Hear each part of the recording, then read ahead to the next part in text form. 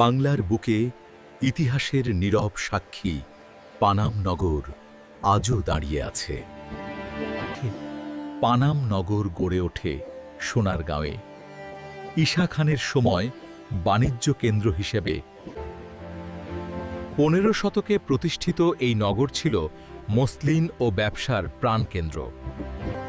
ইউরোপীয় ও দেশীয় ব্যবসায়ীদের বসবাসে গড়ে ওঠে নান্দনিক অট্টালিকাসমূহ। প্রতিটি ভবনে দেখা যায় ইটের নকশা, খিলান দরজা, ইউরোপীয় স্থাপত্য। সময় আর অবহেলায় পানাম নগর আজ পরিত্যক্ত, কিন্তু ইতিহাস জীবন্ত।